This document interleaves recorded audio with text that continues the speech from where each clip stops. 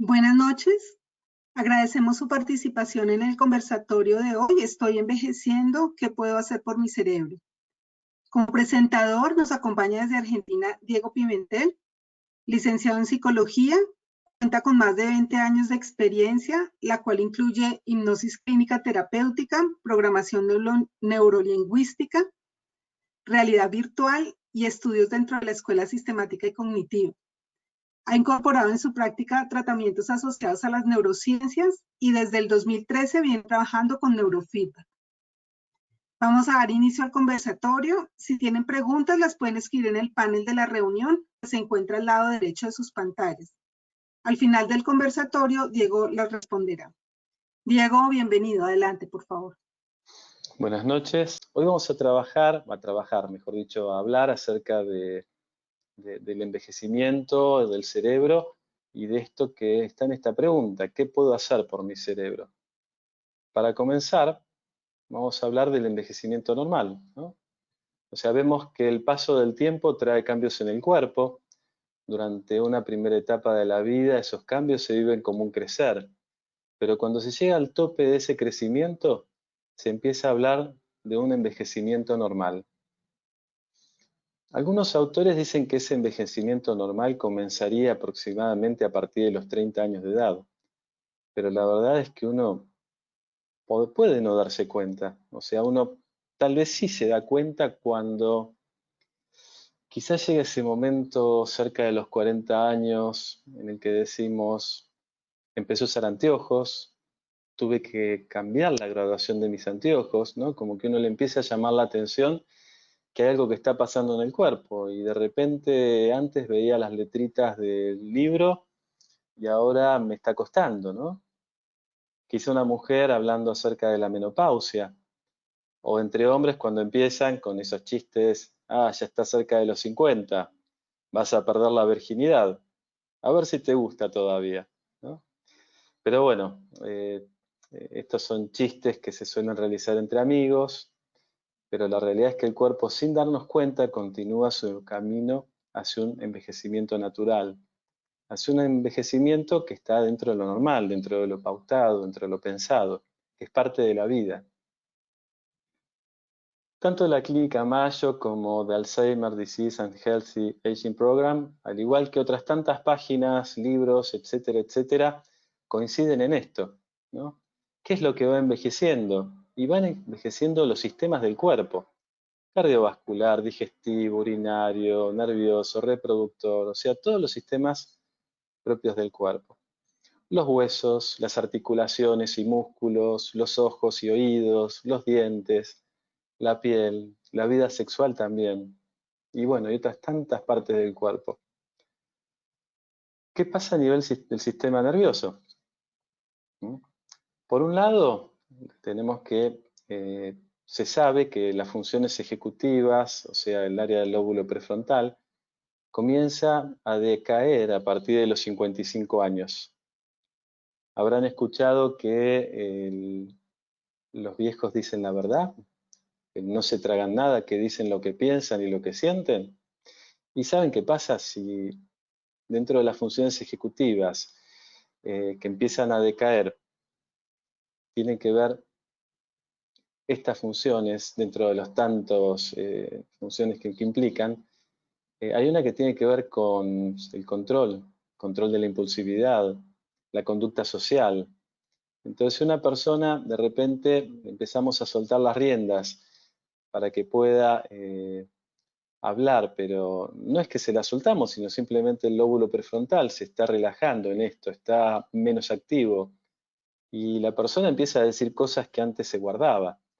Y no es que las dice porque diga la verdad o porque ahora me juego porque soy más grande y no me importa nada.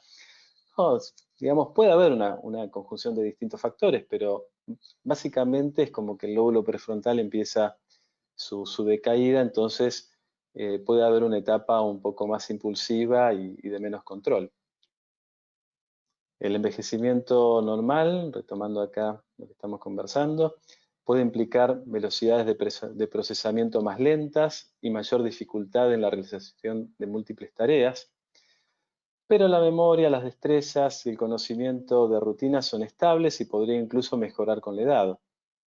Es normal que ocasionalmente se olviden eventos recientes, como dónde dejé las llaves, dónde dejé la billetera, o cómo se llamaba esta persona. El envejecimiento entonces es parte natural de la vida. Lo tenemos que ver así. Y vamos a nombrar como dentro de este envejecimiento cosas que pueden suceder. Hay personas que llegan muy bien hasta los últimos días de su vida y hay personas que van llegando con distintos tipos de deterioro.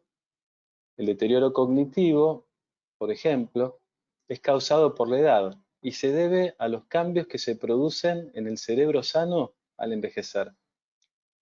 Los factores que más influyen en el tipo y ritmo de este deterioro son el estado de salud general, factores hereditarios, nivel de actividad física, nivel educativo y cultural, factores económicos, sociales y familiares. Algo que es muy importante es que se ha demostrado que el deterioro se hace más lento y los déficits son más leves si los sujetos han vivido en medios enriquecidos y si continúan estimulando sus capacidades mediante prácticas y ejercicios de estimulación cognitiva. O sea, un adulto mayor puede concurrir, puede consultar a un neurólogo, a un neuropsicólogo, puede trabajar dentro de un espacio en el cual un profesional, un técnico trabaje con neurofeedback. Y todo esto lo puede ayudar para que este envejecer, este deterioro pueda llegar hasta a revertirse. Por eso es muy importante que cuando uno se da cuenta de que algunas cositas empiezan a fallar, las pueda conversar con un profesional que entienda del tema. Por ejemplo, una vez vino una señora de algo menos de los 70 años y me decía, de repente a veces me olvido alguna palabra, el nombre de una calle, y yo le explicaba, mirá, esto es un poco lo que siempre se habló. Si vos es algo que lo estás usando poco, probablemente cuando llamás a tu secretaria interior y la mandás a buscar en el archivo el nombre de esa calle, no va a estar dentro de los primeros, va a estar un poquito menos a mano porque es algo que no estás usando en lo cotidiano.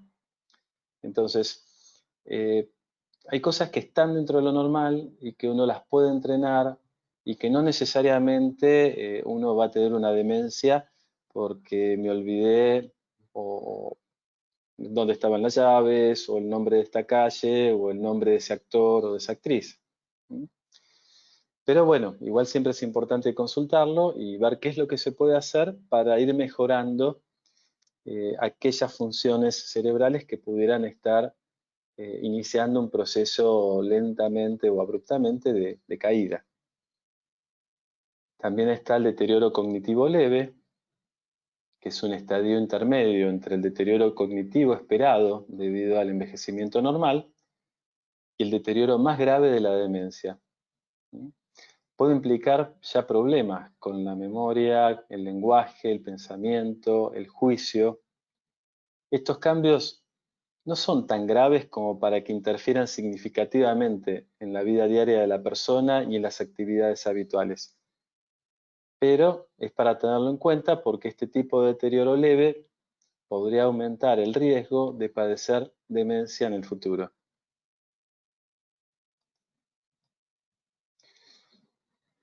Cuando ya hablamos de demencia, hablamos de un conjunto de síntomas de deterioro cognitivo que incluye las alteraciones del lenguaje, memoria, atención, reconocimiento, problemas con la resolución de problemas y también en la toma de decisiones.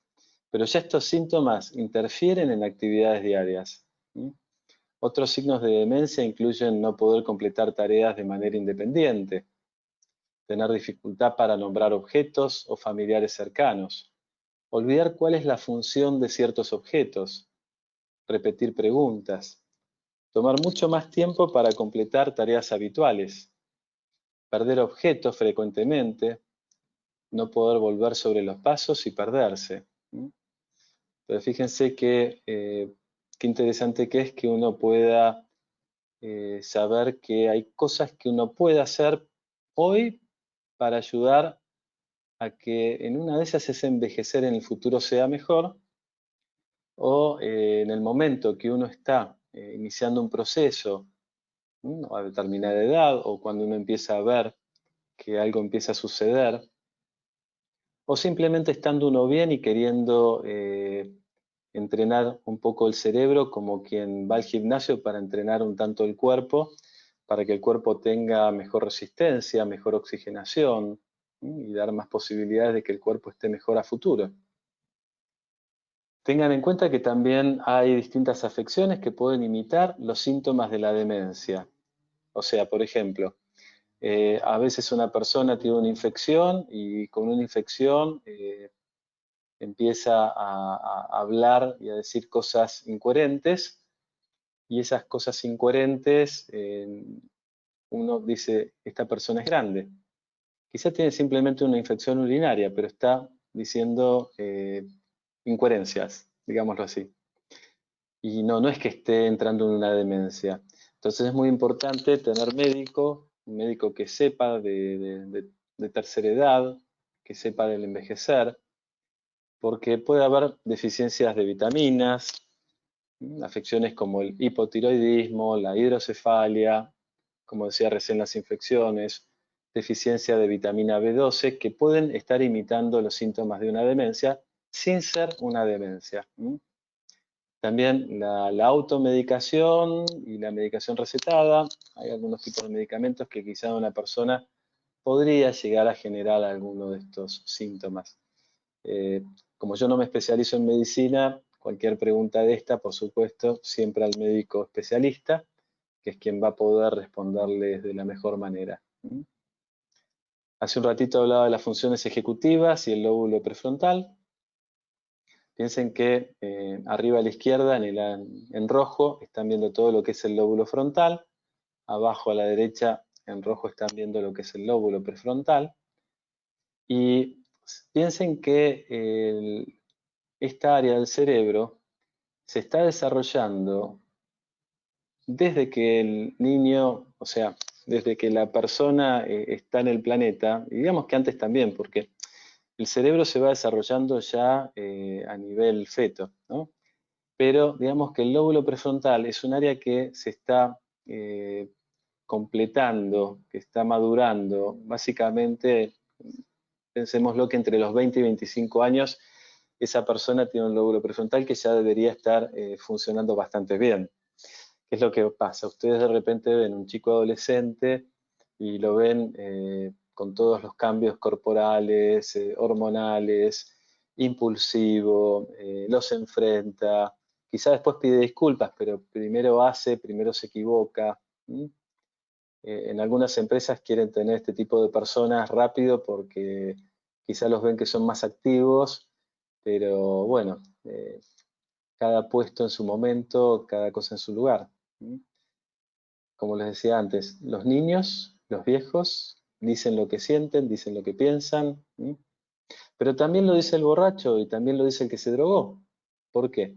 Porque el que tomó de más o el que está drogado, seguramente están, o mejor dicho, más que seguramente, lo que están consumiendo está actuando a nivel lóbulo prefrontal y lo está adormeciendo, y la persona puede estar más impulsiva, puede cometer un accidente, puede decir algo lindo o algo feo sin pensarlo, puede llegar a pelearse porque algo no le gustó. Entonces, las funciones del lóbulo prefrontal son muchas y, como les decía antes, piensen que más o menos a partir de los 55 años estaría comenzando, aproximadamente dentro de esos tiempos de la vida, el comienzo del decaer de esta área del cuerpo, ¿no? Entonces, las funciones ejecutivas dependen de esta parte anterior de los lóbulos frontales, específicamente de la corteza prefrontal, que fíjense que es un área muy importante porque representa el 29% del total de la corteza en el ser humano. Los primeros años de vida son importantes para el desarrollo de estas funciones ejecutivas.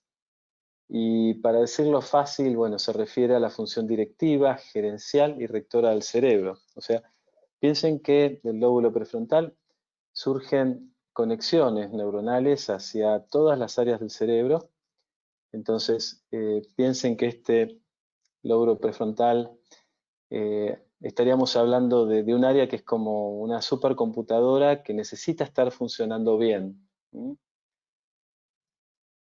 Entonces, piensen que es una instancia como la instancia de la norma, de la ley, es la instancia que traza la línea sobre lo que se debe hacer o ejecutar, es la instancia de la censura, la que corrige, sanciona o castiga, es la ley social, moral y ética que guía nuestra vida, es la instancia planificadora y organizadora de nuestras acciones. Entonces, fíjense que de repente quizá usted ve a una persona muy mayor que quizá antes resolvía una situación de una manera como que fluía y hoy quizá como que la ven que está un poco trabada y le cuesta más resolver algo. ¿Qué es lo que pasa? Cuando esta área está funcionando bien, la persona, como decíamos antes, puede tener control de los impulsos, puede darse cuenta qué cosas hay que hacer o no. En la medida que está ejecutando una acción, puede darse cuenta si esta acción podría salir mal y hasta en una de esas modificar lo que está haciendo en el recorrido para ver si puede obtener un mejor resultado. Digamos que por eso es un área muy importante, que mejor que sea lo más cercano a una supercomputadora y que uno la pueda entrenar y mantener en buen funcionamiento durante la vida, que dejar que se deteriore y de repente una persona llegue a tener fallas graves, ¿no? Pero bueno, digamos que vean qué importante que es mantener el buen funcionamiento del cerebro. Se habla mucho acerca de la reducción del riesgo y las formas para ayudar a mejorar la salud del cerebro. Existe evidencia científica creciente de que los comportamientos saludables también podrían reducir el riesgo de presentar deterioro cognitivo subjetivo. Acá nos van a nombrar 8 medidas que pueden tomar en lo cotidiano o a partir de ahora para ayudar a este mejor envejecer o a que haya una mejor vida para este cerebro, ¿no?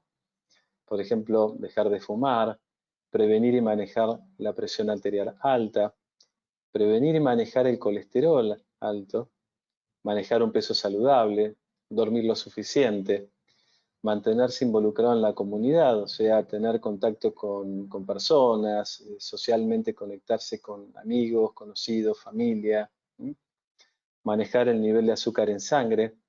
Y si bebes alcohol, hacerlo con moderación. Moderación no es una botella. O sea, he hablado con pacientes que me decían, no, yo me tomo una botella de vino en una comida. Y no, la idea sería un vaso, ¿viste? Y si tomás algún otro tipo de trago con alcohol, bueno, tampoco abusar de los altos porcentajes de alcohol que pueden contener. Si alguien toma algo con muy alta graduación, quizá, bueno, que sea una baja proporción y con una mezcla con algún jugo o alguna otra cosa que pueda hacer bueno, que no, uno se esté cuidando un poquito más, ¿no? También hay peligros que uno debe reducir en torno a lo que tenga que ver con cosas que puedan estar en el piso, muebles que puedan estar mal en la casa, que puedan generar incomodidad, que puedan generar que una persona se caiga, alfombras que estén mal puestas con alguna parte que esté un poquito levantada, que un adulto mayor o alguien joven también se puede tropezar y puede generar un golpe o una lesión en la cabeza. Fíjense que estos temas que les decía recién, si escuchamos siempre, ¿no? Que hay que tratar de comer saludablemente, si hay que tratar de hacer caminata o ejercicio físico, y básicamente con esos 2 ítems y dormir lo suficiente, ya estamos ayudando mucho al cuerpo. O sea, una alimentación más o menos saludable, ejercicio físico y descansar bien, eso es muy importante. Es un buen comienzo para la salud del cerebro. Entonces, si en algún momento descubrís que algo te está pasando, sí, consulta al médico, consulta a un equipo profesional, neuropsicólogo, comenzá con aquello que te pueda ayudar para que tu envejecimiento sea mejor y para que tu calidad de vida entonces sea mejor. A todo esto que les decía, entonces, cuando uno consulta, tengan en cuenta que la neuropsicología es una neurociencia conductual que tiene como objetivo el estudio de la relación entre el cerebro y la conducta, tanto en sujetos sanos como en aquellos que presentan algún tipo de disfunción o lesión cerebral. Neuropsicólogos de distintos países dan orientación para un mejor envejecer.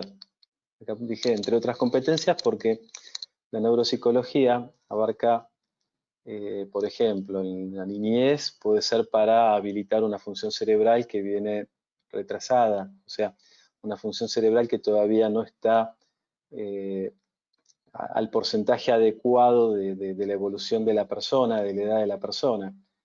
Entonces, puede ser para habilitar una función en cualquier momento de la vida, puede ser para rehabilitar una función cerebral, puede ser para ayudar a que una persona pueda mejorar, por más de que no sea algo que esté necesitando, pero también puede ser para que esa persona mejore también sus funciones cerebrales.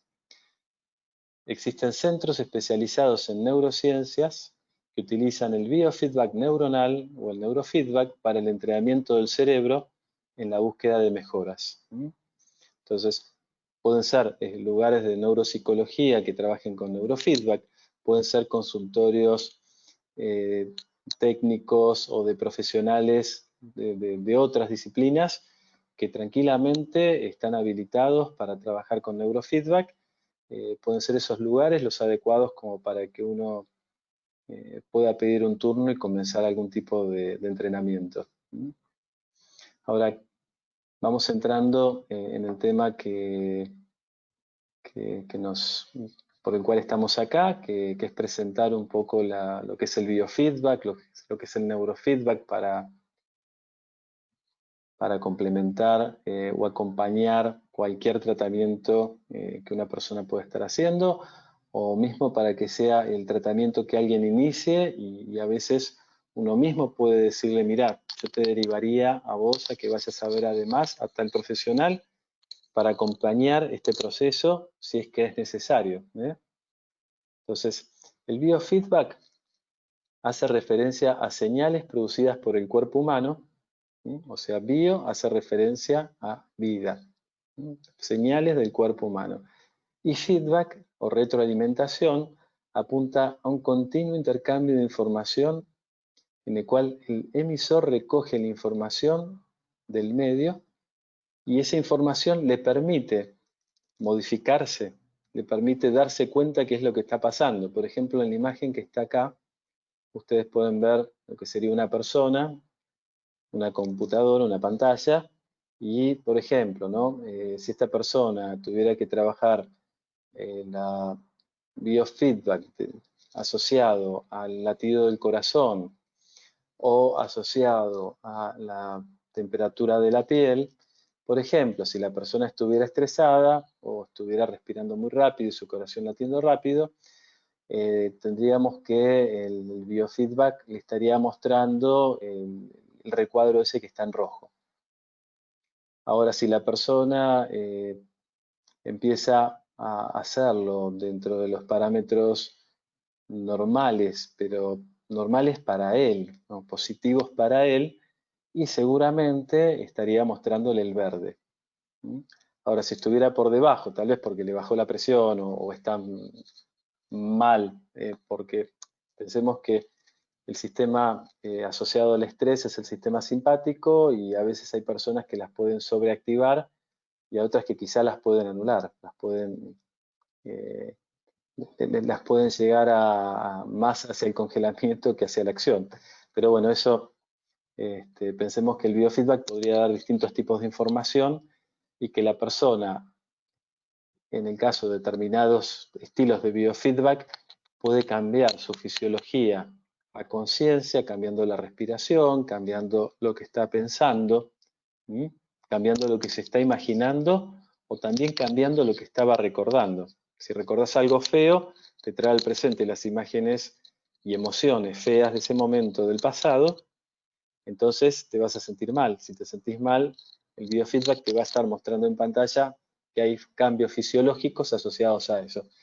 Y si pensás algo bueno, algo lindo, algo agradable, algo de afecto, de cariño, de familia, de recuerdos agradables o algo lindo que va a pasar, el sistema nervioso actúa a consecuencia y nos va a mostrar esa pantalla algo más agradable, más lindo, seguramente dentro del tono verde que les nombraba. Entonces, en esto consiste el biofeedback, una pantalla que nos devuelve información y que según la modalidad de biofeedback es uno mismo consciente el que lo modifica, o, como en el caso del neurofeedback, que el cerebro es el que hace las cosas. O sea, uno sigue mirando la pantalla, recibe un feedback, pero uno no empieza a pensar, porque si uno quiere pensar, empieza a arruinar lo que sería el neurofeedback, porque empieza a activar áreas del cerebro que quizás no estamos trabajando en ese momento. Entonces, ¿qué es el neurofeedback? Es una forma de biofeedback. En este caso puntual nos permite modular la actividad del cerebro gracias a un entrenamiento. Para ese entrenamiento se utiliza un equipo que mide las frecuencias cerebrales y un elemento externo. Ahí vemos una pantalla de televisión, una serie, por ejemplo, de Netflix o algo de YouTube, que da cuenta de la actividad cerebral, ¿no? O sea, hay una computadora, además, y hay un software, y ese software es el que mide la actividad y a partir de si está haciendo, o sea, si el cerebro está activando, si el cerebro está ejercitando adecuadamente esa área cerebral, la persona va a ver y a escuchar perfecto la pantalla. Ahora, en el momento que esa área no se activa adecuadamente, la imagen se oscurece y la persona también escucha que el sonido se pierde un tanto. Entonces, esto va a suceder y no es que uno, el cerebro no es prendo la luz y quedó prendida y listo, no, el cerebro es como esos días que está a la baja tensión, que por momentos se ve más fuerte y va subiendo y bajando la intensidad de la bombita. En el caso del cerebro, porque digamos que está por un lado aprendiendo algo, está ejercitando lo que tiene que aumentar o activar y ejercitando tal vez lo que tiene que inhibir o anular.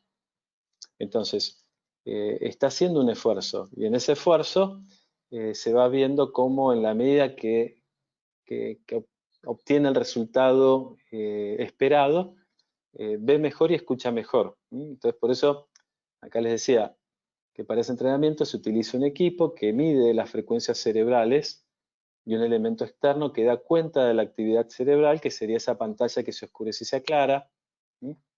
Y para eso, para el neurofeedback, es muy importante el concepto de repetición, motivación y neuroplasticidad. Para el entrenamiento en neurofeedback, entonces, vamos a tener en cuenta que se puede trabajar, ya sea para la habilitación, como les comentaba hace un rato, de alguna función cerebral, rehabilitación de alguna función que se haya momentáneamente hasta perdido o que esté en déficit. También para trabajar sobre síntomas, o sea, hay personas que vienen a la consulta y pueden estar atravesando una etapa de mucha ansiedad, depresión, ataques de pánico, problemas asociados, ya nombrando un poquitito lo anterior en habilitación y rehabilitación. Puede haber una persona que tenga déficit de atención, epilepsia, o sea, problemas de todo tipo que normalmente cuando uno hace un estudio en el consultorio, ese estudio que hacemos nos dice qué es lo que le está pasando a esa persona a partir del funcionamiento del cerebro. Y también el neurofeedback se utiliza con personas que quieren optimizar su cerebro, o sea, Quizá te des un empresario o un gerente que están trabajando mucho y quizá, bueno, quieren responder mejor a su trabajo y poder estar más dentro de lo que se suele decir en el deporte, estar en la zona, ¿no? Que poder fluir en vez de estar bloqueado cuando algo explota dentro de la empresa, ¿sí? Cuando hay algo que urgente hay que resolver, que uno pueda tener la capacidad para tomar la decisión de manera natural, sin sentirse sobrepasado. Entonces también esta optimización cerebral es importante, bueno, puede ser para estudiantes, puede ser para personas que trabajan, puede ser para deportistas, ¿no? Entonces antes les mostraba esa imagen de cómo funciona el neurofeedback, les nombraba acerca de conceptos de repetición, ¿sí? Conceptos de tipo condicionamiento operante que son importantes también, ¿no? Piensen que el condicionamiento operante es un método de aprendizaje que utiliza el refuerzo o el castigo. El refuerzo para aumentar, el castigo para disminuir, que es la probabilidad de que una conducta se vuelva a ocurrir en el futuro. Entonces, cuando la persona está sentada frente a la pantalla y de repente la imagen se ve bien, es como un premio. Entonces, el cerebro empieza a entender que tiene que encontrar eso. Y de repente se oscureció y el cerebro entiende que tiene que activar nuevamente o hacer que esa otra área del cerebro, en vez de activar, inhibirla.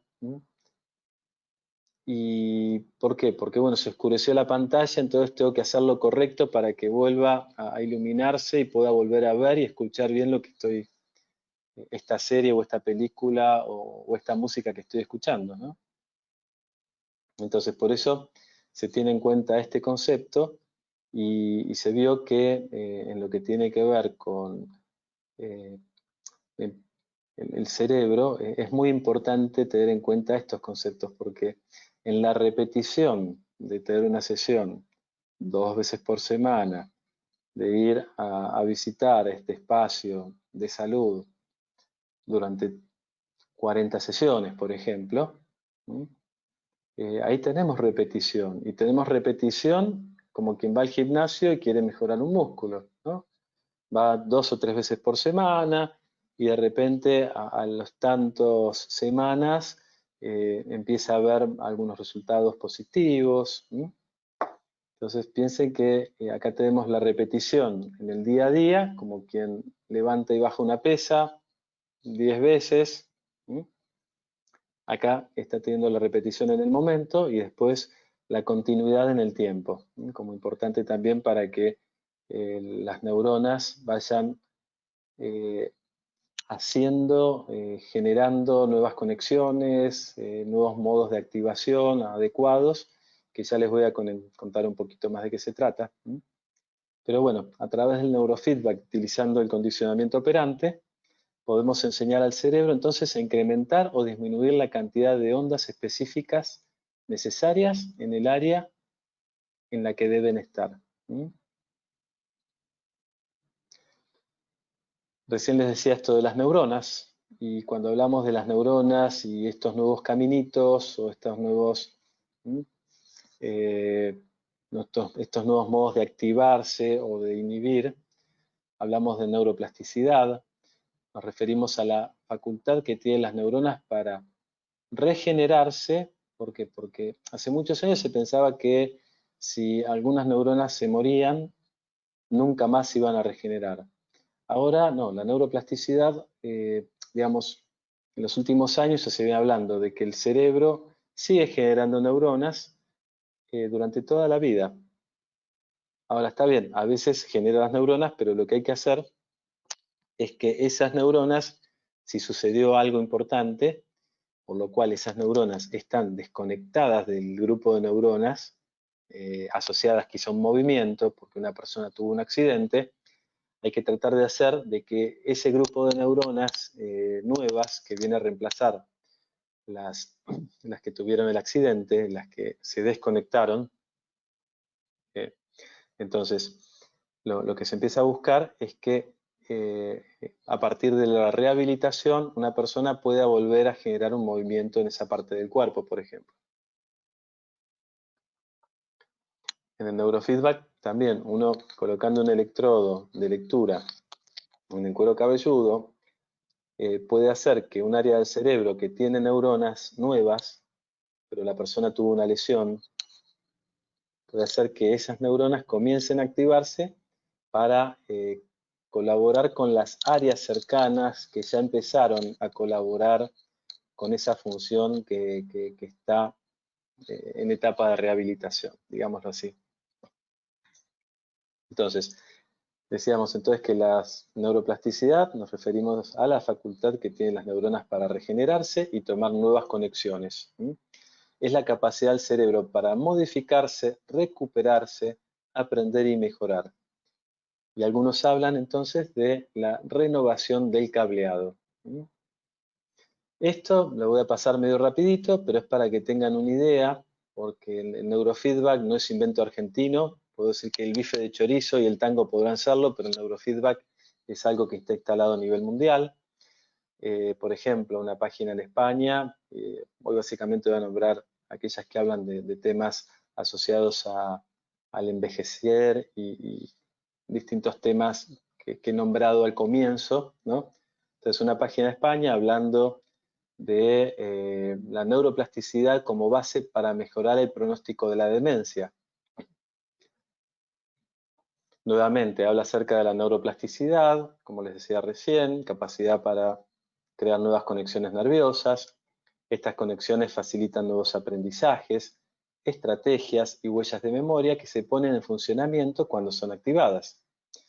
Por lo tanto, se puede afirmar que los primeros síntomas del deterioro cognitivo tipo Alzheimer pueden ser minimizados y frenados en su progresión con un entrenamiento cognitivo adecuado. Esto lo explica Miriam Carvajal, neuropsicóloga del Centro Avanzado de Neuropatía Real Butterfly, un espacio especializado en el tratamiento del deterioro propio del Alzheimer mediante técnicas no farmacológicas basadas en el concepto de neuroplasticidad.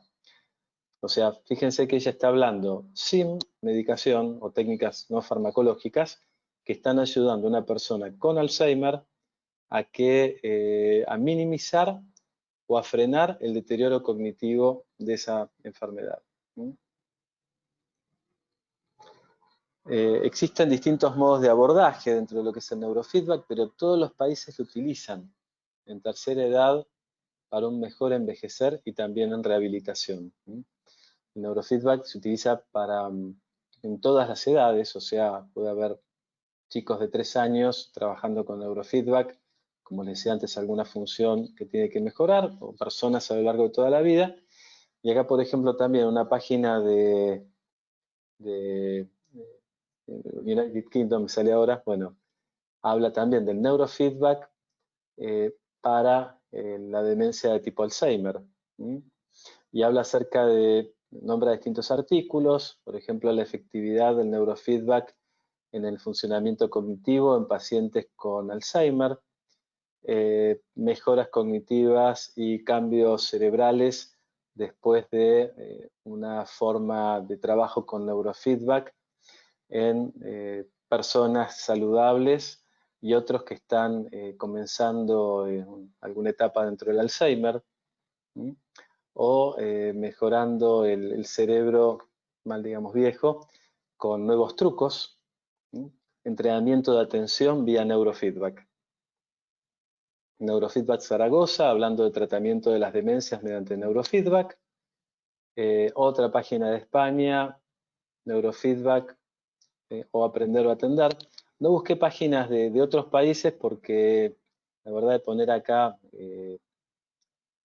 de China, no sé, hay muchos países que tienen neurofeedback ya en funcionamiento, Rusia, y son más difíciles de traducir, nos llevaría más tiempo, pero bueno, digamos que si ustedes buscaran, van a encontrar que hay muchas páginas en el mundo de centros especializados en neurofeedback, de centros de neurociencias que trabajan con distintos equipos dentro de las neurociencias aplicadas, etcétera, etcétera, ¿no? Después acá también otro de España, les decía, el equipo liderado por José María Criado en el Instituto de Neurociencias logra resultados positivos con personas en primera fase de deterioro cognitivo, y cuando le preguntan si puede curarse una demencia tipo Alzheimer, él dice que no, pero dice que sí se puede lograr que la caída no sea tan aguda y se puede mejorar la calidad de vida. Bueno, ahora les voy a contar acerca de una persona de 74 años que me consultó con miedo al envejecimiento cerebral patológico, una persona con distracción, olvidos frecuentes, se sentía normalmente sobre fin de año con un gran agotamiento físico y mental, se sentía muy estresada.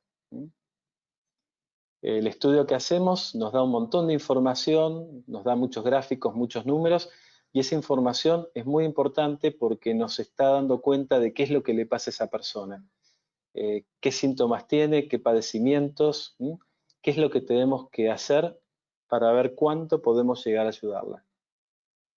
Esa información la obtenemos a partir de este aparatito que ustedes ven a la izquierda, que es un amplificador. A la derecha ven una especie de, mal llamémosle gorra, porque es abierta, pero bueno, digamos que es una gorra de electrodos, donde se toma la información del cerebro para, a partir de electrodos de lectura. Esa información va a la computadora y la computadora nos traduce qué es lo que está pasando en esos gráficos que les mostraba recién, y también nos da un montón de información.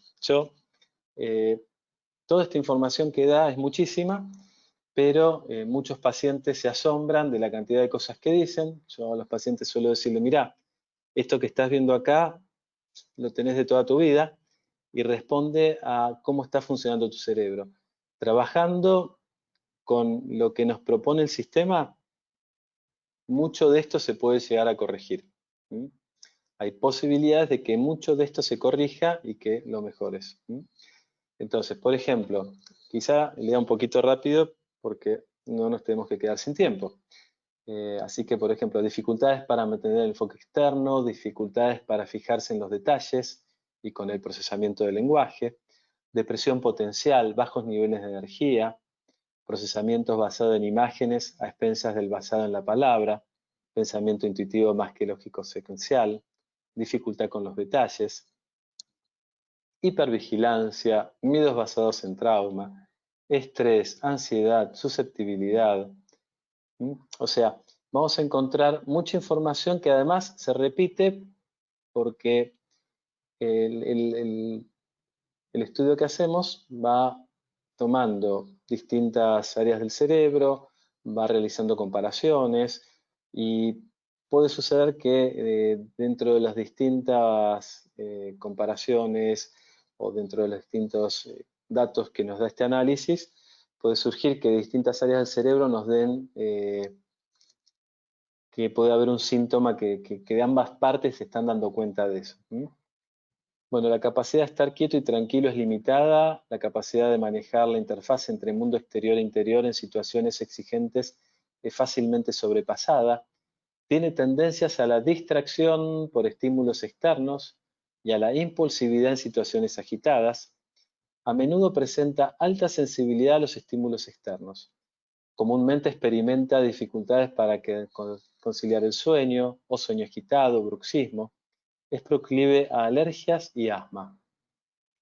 Memoria de trabajo reducida, disturbios del sueño, baja motivación, dificultad para encontrar palabras, confusión mental, memoria de trabajo reducida, nuevamente, confusión, mala memoria, se repite otra vez, lentitud mental y verbal. Podría haber también impulsividad física, otra vez aparece esta palabra, dificultades para la relajación, falta de control físico, problemas de mantenimiento del cuerpo y distraibilidad. O sea, fíjense que de algún modo estamos nombrando con estas frases varias palabras asociadas a los síntomas que la persona cuando vino a consultar las nombró. Dificultad para lograr quietud, autoconciencia limitada, tal vez fatiga, rigidez mental, obsesividad, tal vez ansiedad, dificultad para el procesamiento o sensibilidad extrema al tacto, dificultad con las matemáticas o con problemas con la conciencia de uno mismo en el espacio físico, dificultad con el procesamiento de la luz, estímulos visuales, trastornos del sueño, un cerebro que desperdicia energía. Por eso digo, hay mucha información con la cual el día 1 podemos decir, vamos a empezar a trabajar. Y trabajamos en 5 bloques distintos, que son los que están a la derecha. Este es un ejemplo tomado de otro caso. Pero con esa información nos dice qué áreas del cerebro, sobre qué puntos tenemos que trabajar, y nos va a decir distintos tipos de protocolos para ir trabajando en esa persona, para ir viendo cómo disminuir esos síntomas, o para ir viendo cómo generar esa habilitación de esa función o esa rehabilitación de la función. ¿Para qué? Para que uno pueda acercarse a esa versión, esa mejor versión de uno mismo que uno puede ser, ¿no? Porque uno quizá durante muchos años viene arrastrando una modalidad que ya vimos que no es positiva para una persona, porque llega un momento que están los síntomas presentes y uno tiene que empezar a hacer algo ahí. Tras el tratamiento, ¿qué pasó? O sea, piensen que esta persona vino por una cosa y se encontró con otra, además de la que vino a buscar. Por ejemplo, esto es un estudio de campo visual. A la izquierda, en amarillo, están viendo qué es lo que está funcionando bien, y a la derecha ven, después del tratamiento, cuánto mejoró. O sea, si pensamos que tiene que haber más amarillo, creo que el de la izquierda es del, a ver si puedo ver el año, creo que fue del 2014, si no me equivoco. Bueno, no llegó a ver el año. Y el segundo estudio es apenas después de terminar el entrenamiento en neurofeedback, donde entrenando sobre distintas áreas del cerebro también generó unas mejoras en el campo visual. Ese es el ojo derecho, y algo similar ocurrió en el ojo izquierdo. O sea, a la izquierda se ve la antigua y a la derecha la más nueva. Además de eso, bueno, presento una nota, quiero hacerle conocer algunos de los beneficios obtenidos a partir o a través del tratamiento que me sometí. En primer lugar, he mejorado mi atención. Yo era una persona que cuando en una conversación una interlocutora me hablaba un tiempo largo, yo me perdía dejando de lado su relato. Eso dejó de sucederme. Mejoré la memoria, aunque todavía me falta. Mejoré mi concentración. Antes podía ir por la calle o donde fuera y no estaba en lo que en un curso de intuición se llama estar en el instante. Es decir, estar atento a lo que te rodea. Eso ha mejorado considerablemente. Estoy menos ansiosa y emocionalmente más estable. Comencé a dormir mejor y llego a fin de año con más energía, sin el agotamiento y el estrés de años anteriores. Al hacerme estudios por mi disminución en la audición, esta en algunos de ellos mejoró un poco o se mantuvo estable. Lo mismo me sucedió con la vista. Mi oftalmóloga así me lo manifestó.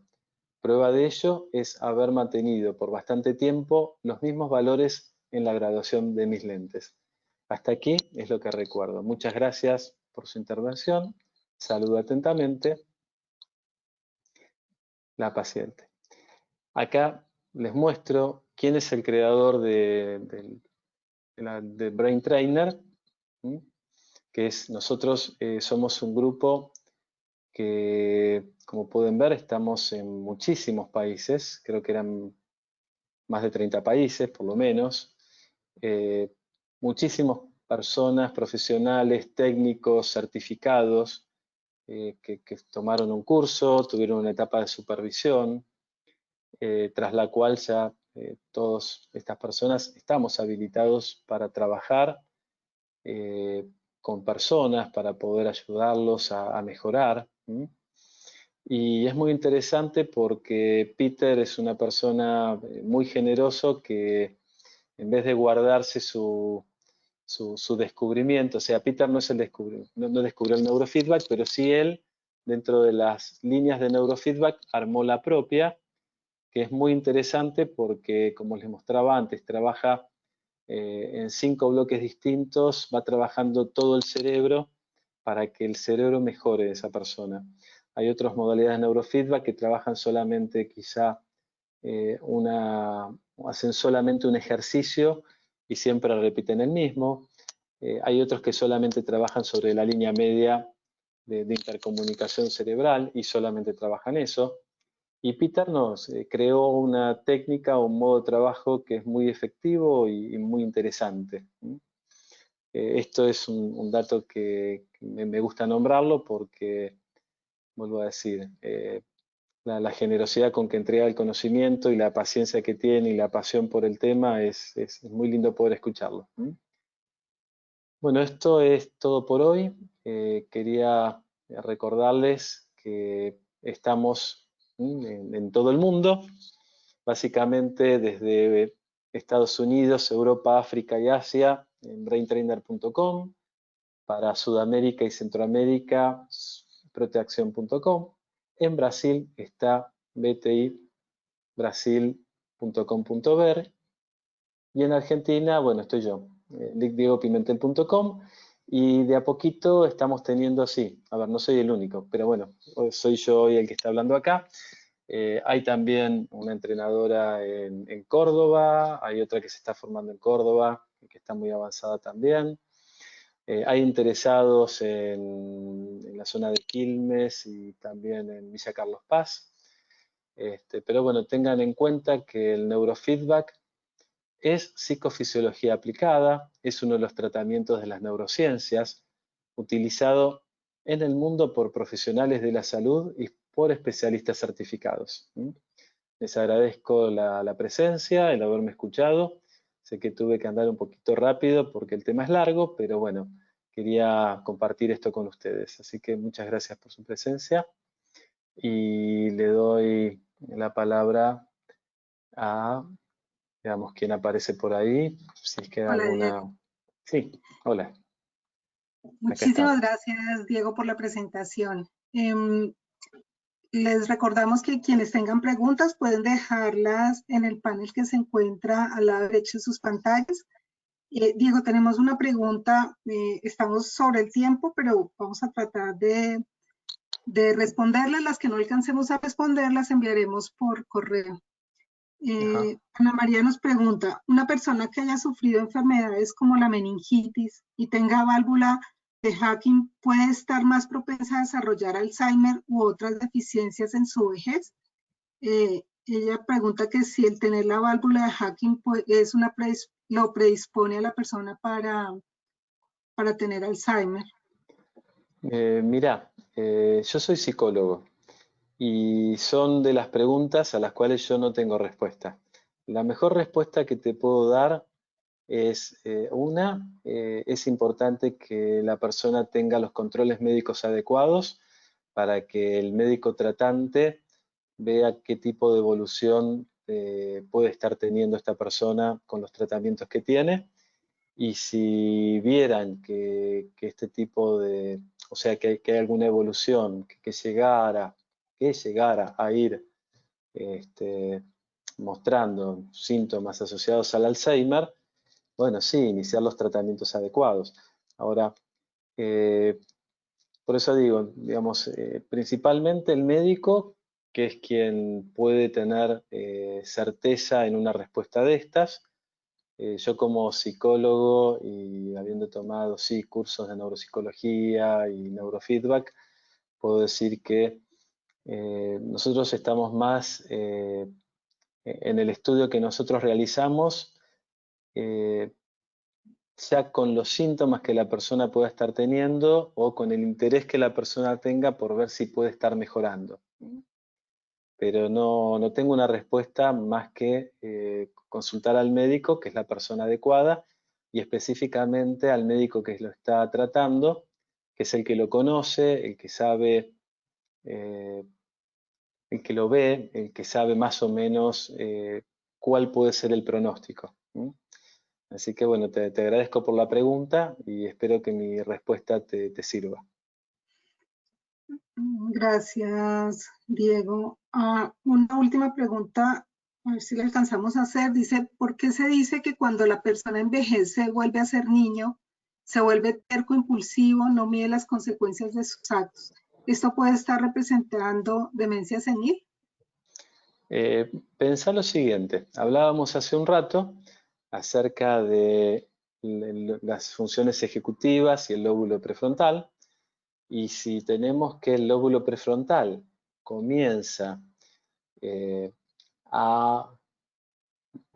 usemos la palabra debilitarse, ¿no? Comienza el proceso de debilitarse o de decaimiento, ¿no?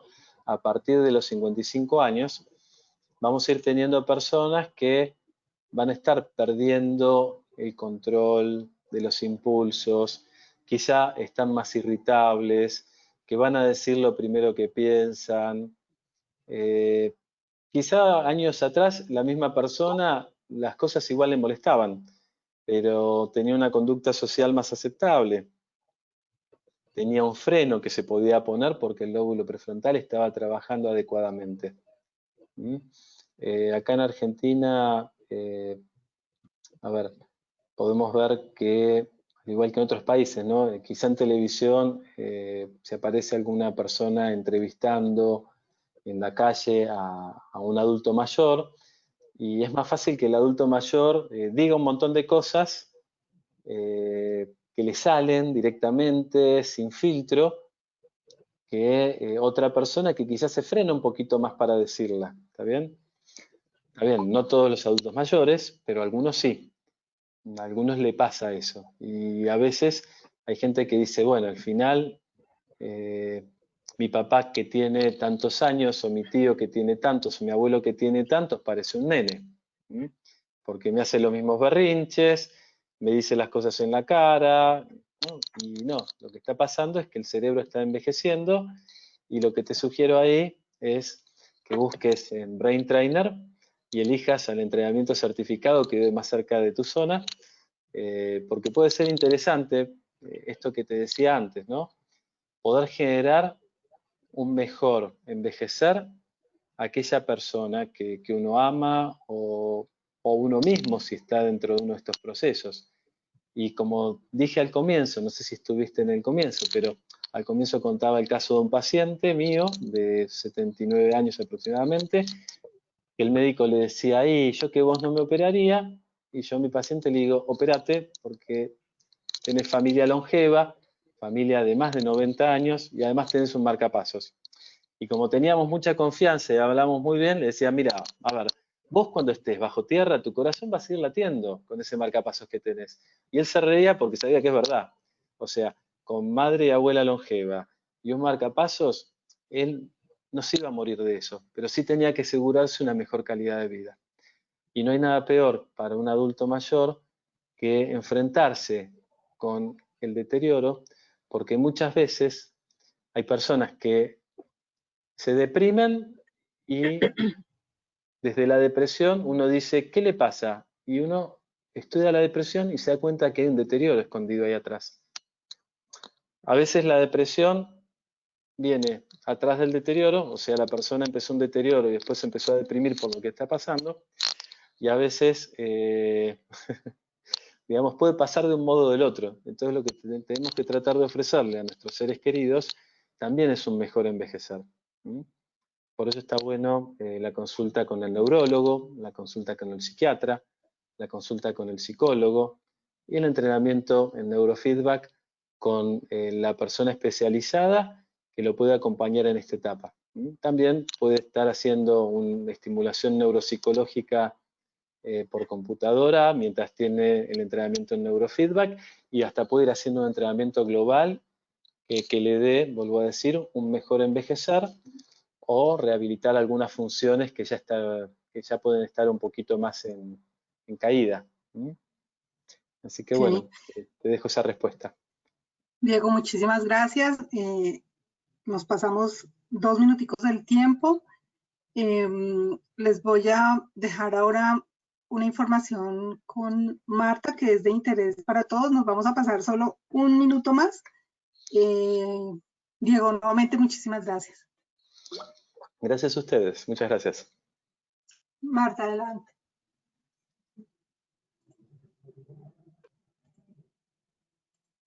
Hola, muy buenas noches para todos. Muchas gracias, Luz Estela. Gracias a Diego por esta excelente presentación. Qué tema tan interesante. Bueno, yo les quiero presentar esta noche el paquete ideal para entrenamiento cerebral. Este paquete ideal está compuesto por un amplificador profesional de 4 canales, el software BioEra Brain Trainer, una banda de encefalografía para entrenamiento prefrontal. Está compuesto también de una gorra fabricada en un material bien resistente de neopreno con localización de 26 puntos y con un juego de 7 electrodos para conectar esos puntos a nuestro amplificador.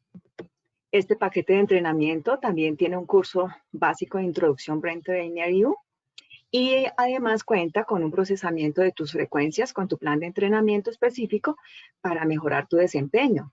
Este paquete de entrenamiento tiene un costo de $2,565 o puedes extenderlo, dividirlo a 5 meses a un costo de $526. Es muy interesante, lo dejamos a su consideración y pueden ir a nuestra página www.braintrainer.com, allí pueden consultar y estaremos siempre muy atentos a sus preguntas y a lo que ustedes necesiten. Ahí encuentran la información en español y en inglés para facilidad de todos. Muchas gracias por estar con nosotros. Luz Estela, buenas noches. Muchas gracias, Marta. Queremos invitarlos al próximo conversatorio, la neurociencia de las habilidades sociales, síndrome de Asperger. A sus correos haremos llegar el enlace para el registro. En este momento vamos a finalizar el conversatorio. En sus pantallas va a aparecer una pequeña encuesta. Les solicitamos su colaboración contestándola. Sus respuestas nos ayudarán a mejorar los próximos conversatorios. Muchas gracias a todos por su asistencia. Feliz noche.